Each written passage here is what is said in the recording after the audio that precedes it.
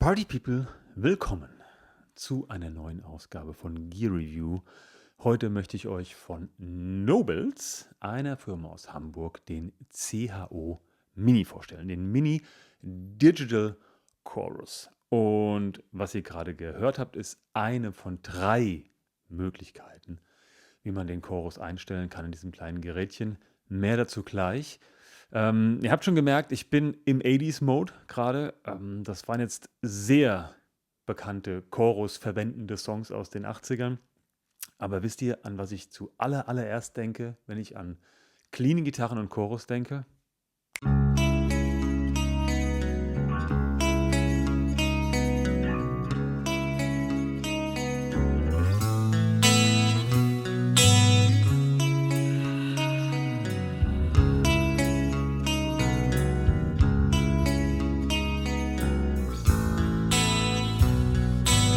'He was a young boy, he had a heart of stone. Lived not too far, and he walked his fingers to the bone. Just barely out of school, came from the edge of town. Fought like a switchblade, so no one could take him down. No, he had no money, no good at home. Walked the streets a soldier, and he fought the world alone. And now it's 18 and life you got it. 18 and life you know. Your crime is time, and it's 18 and life to go. 18 and life you got it. 18 and life you know. Your crime is time, and it's 18 and life to go.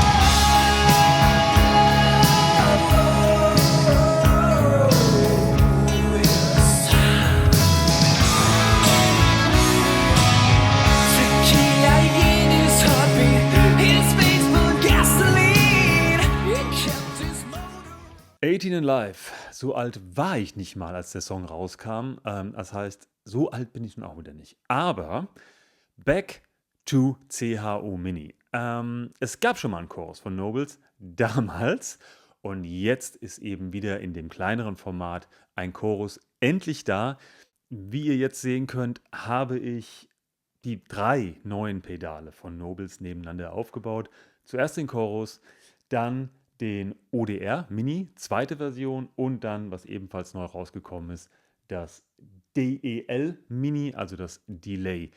Dazu gibt es später noch was. Heute befassen wir uns mit dem Chorus. Für die Sounds am Anfang habe ich einen komplett cleanen Amp verwendet. Passt mal auf. Wenn ich alles ausmache, ist das mein Grundsound.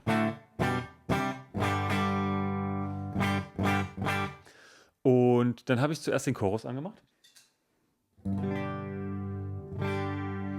Und dann war mir der Amp aber ein bisschen zu, ich weiß nicht. Und dann habe ich einen Fehler gemacht. Ich habe den Overdrive angemacht, aber habe das Overdrive ganz runtergedreht. Habe den Basscut voll rein.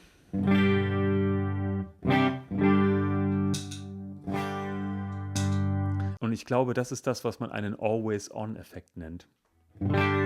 Okay. Und dann eben noch das Delay drauf. Okay, aber erstmal Grundsound für dieses Video soll das hier sein.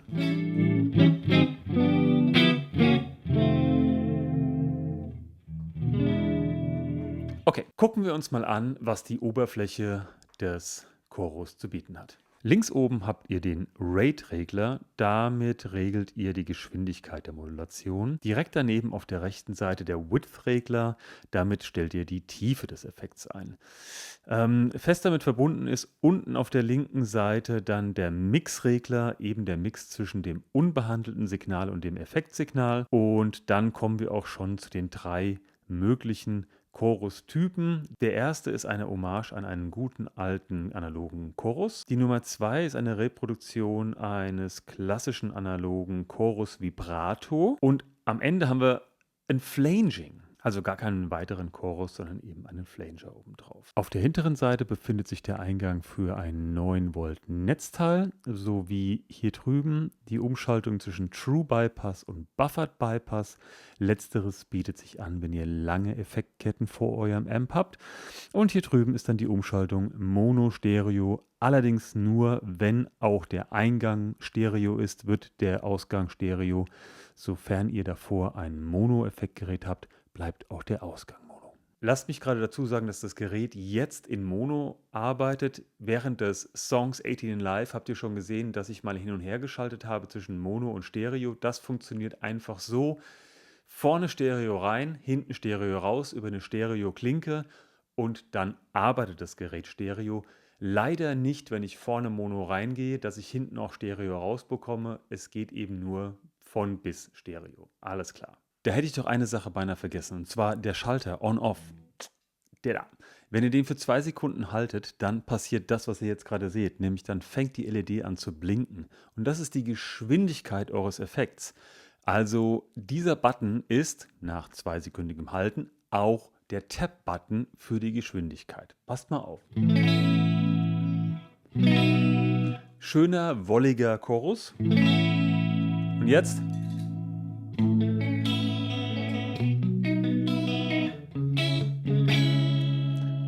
Vibrato.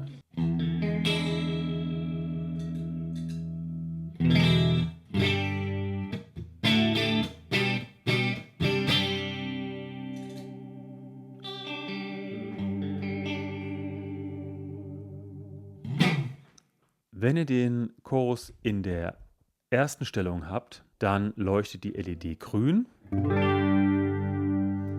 Und ich lasse jetzt einfach mal diese V-Stellung hier und drehe den Mix langsam rein auf 100%. Und da seht ihr schon, dann eiert er entsprechend natürlich. Das würde die Geschwindigkeit verändern.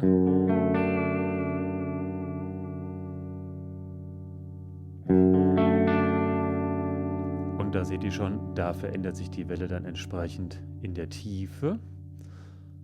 Wenn wir das Ganze jetzt mischen mit dem Originalsignal.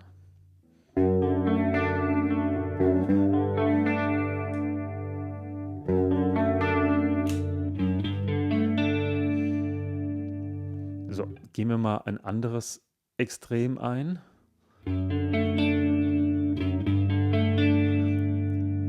Dann wird er so ein bisschen kehliger.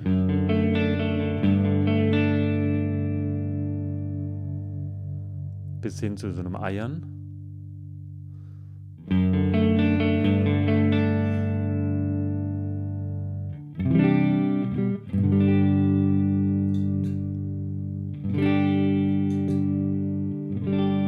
Okay, gehen wir zu Nummer 2. Wir machen wieder unsere Y-Stellung und den Mix auf 50%. Aha. Guckt mal eine an.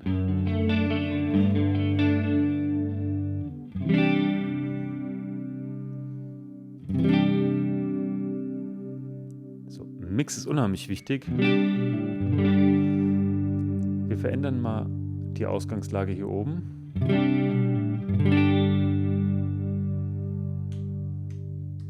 Splitte mal die Pickups.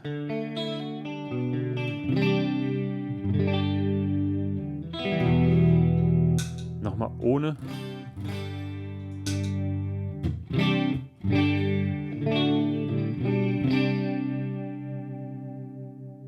Und da kommen wir jetzt schon in so eine Vibrato-Richtung.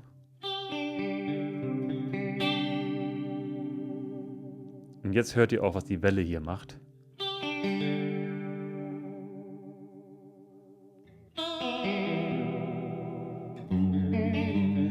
Und verwunderlich finde ich wirklich, dass es trotzdem Stereo klingt, obwohl es Mono ist.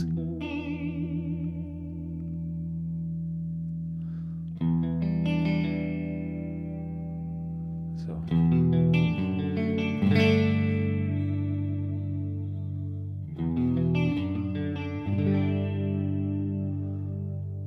Und jetzt kommen wir runter zum Flanger. Jetzt nicht unbedingt ein Effekt, den ich normalerweise mit Clean spielen würde.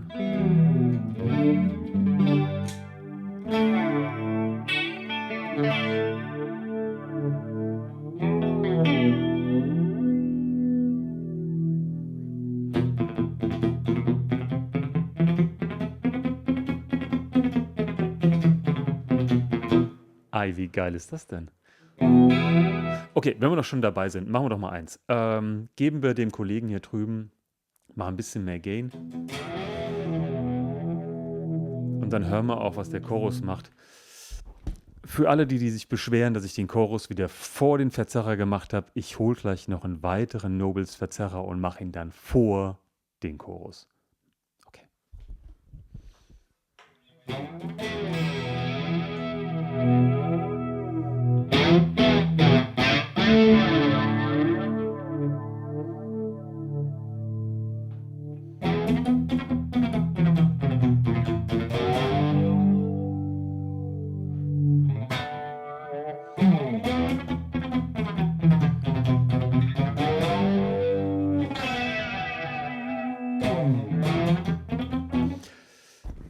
Jo, damit könnte ich schon mal gut leben.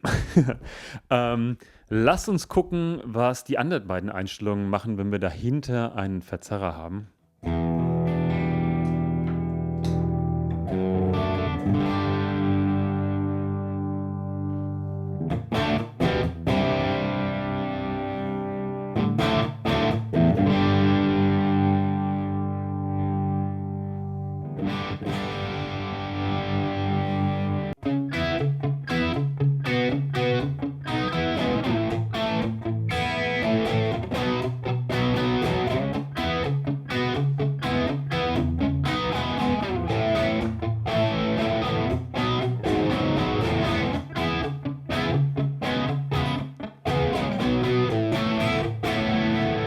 Okay, gehen wir mal auf den roten.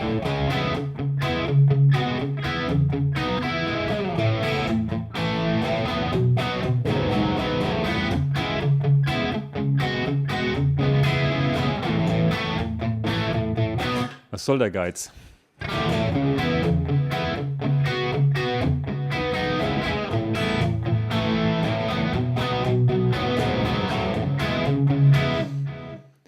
Ja, was soll ich sagen?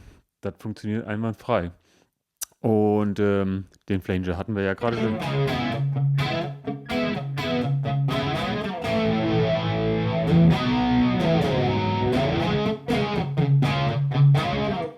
Tierisch. Jetzt für alle Kollegen, die sagen, ja, aber ich mache ja den Chorus immer hinter den Verzerrer. Oder ja eins, mit Basscut mache ich jetzt vor den Chorus.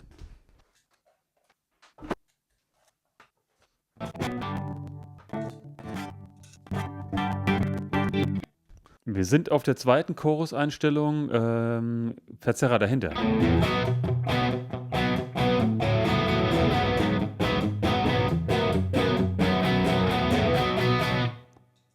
Und davor.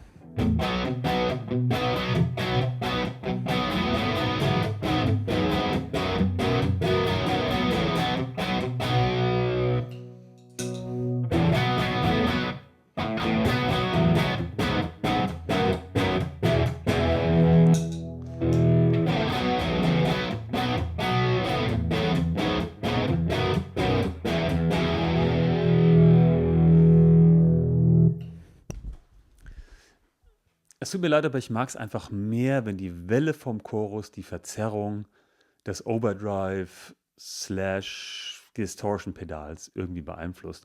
Aber das kann ja am Ende jeder machen, wie er will. Lasst uns ganz am Ende vielleicht nochmal reinhören, wie sich das Ganze in Stereo verhält. Alright, ich verabschiede mich schon mal. Ich hoffe, ihr hattet Spaß und checkt doch mal den Nobles CHU Mini an. Gibt's beim Händler bei euch um die Ecke oder online. Also haut rein. Ciao, ciao.